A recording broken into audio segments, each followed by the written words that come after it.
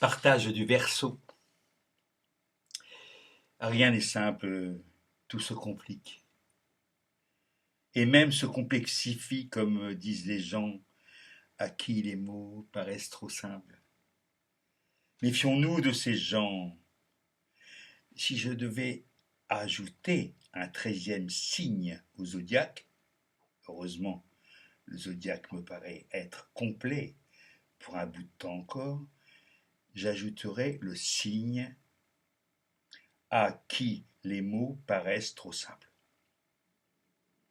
Je le représenterai avec de grosses lunettes, des cornets acoustiques dans les oreilles et des doigts en crayon à billes. Et peut-être aussi avec une queue en forme de divan chinois. Je l'appellerai le signe du pétard mouillé, qui tue. Je sais, c'est sibyllin.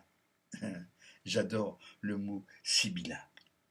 Cependant, la simplicité et la complication sont des choses à la fois plus compliquées et plus simples qu'on ne croit.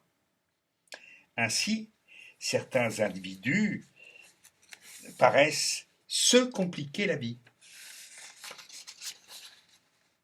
qui vont en fait vers leur simplification.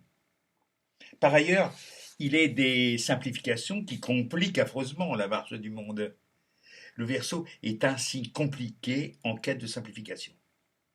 On le voit sur les photos, à un âge avancé, répandre le contenu de 2 fioles, carafes ou amphores. A-t-il trop bu? Annonce-t-il le déluge? Il rétablit l'équilibre, nous dit la tradition qui a beaucoup lu. Il répand équitablement la vie et la mort dans l'univers. Il faut dire que le Capricorne a un peu exagéré dans la cristallisation. Le Verseau s'occupe de dissoudre tout ça. Le Verseau a peu de goût pour les choses denses. L'ordre établi l'ennuie profondément. Les fortes personnalités le chagrinent. Lui ne fait pas tant d'histoire avec son moi, Il ne tient pas à s'alourdir. Le Verseau est un signe d'air. On comprend que le moi des autres l'agace. Il aspire à des territoires plus vastes. Il compte bien se consacrer à l'évolution de l'humanité. La fraternité universelle ne lui fait pas peur, ni même la fraternité cosmique. Mais il ne faut pas toucher à son indépendance. Et puis, il lui faut du changement. Le changement universel ne lui fait pas peur. Il est pour le progrès. Uranus m'y inspire toutes sortes de nouveautés scientifiques. Des trucs pour débrouiller les choses. Qui n'aime pas Saturne, qui n'aime pas les débrouillards, le tire un peu en arrière. Il arrive que le Verseau reste tout seul dans son coin, avec ses jouets électroniques. Mais même quand il joue à Cap Canaveral, il ne se donne pas l'air d'avoir inventé la Lune. Le Verseau ne paie pas de mine. Il est de nature chétive. Le lion le tient, sans méchanceté, pour un pauvre type. Le Verseau préfère être Mozart que Beethoven. En tout cas, il n'est pas du genre à jouer trop fort de la batterie pour essayer de couvrir la voix du chanteur. Il ne manque pourtant pas de faire entendre un petit son original, de temps en temps, car s'il ne se fait pas remarquer, il ne déteste pas qu'on le remarque quand même. Il veut plaire. Il ménage, il écoute, il fait la part des choses, mais sa vivacité peut le pousser à des extravagances.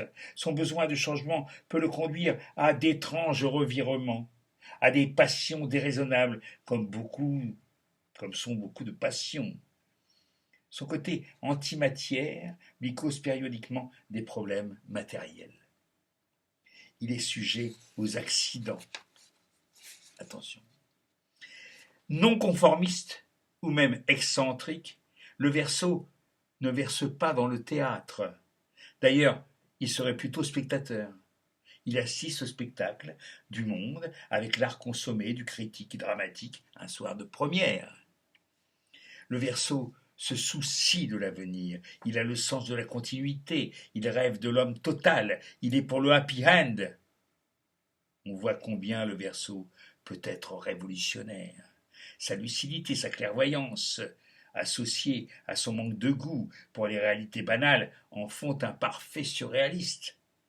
C'est pourquoi André Breton était Verseau. L'orgueil qui est aux natures qui ne paie pas de mine, ce que la vanité est aux altesses royales, l'empêche parfois de descendre de ses hauteurs. Notons que les hauteurs dont on ne peut pas descendre, ce ne sont pas de vraies hauteurs. Certains Verseaux restent bêtement isolés dans leur monticule, sur leur monticule. Valéry Giscard d'Estaing, 1974-1981. Et je n'ai pas dit que c'était le milieu de l'hiver. On s'étonne du fait que l'hiver continue après Noël. Le Verseau verse un peu de neige, puis de l'eau, puis fait fondre la neige. L'eau gèle. Le Verseau verse un peu d'antigel. Sa passion pour l'équilibre finit par le conduire à l'inondation. On ne sait plus où on en est. Les poissons commencent à se sentir à l'aise. Tristesse de la Balance et autres signes de Jacques A. Bertrand. Mon père était Verseau, litère. C'est bon, rien.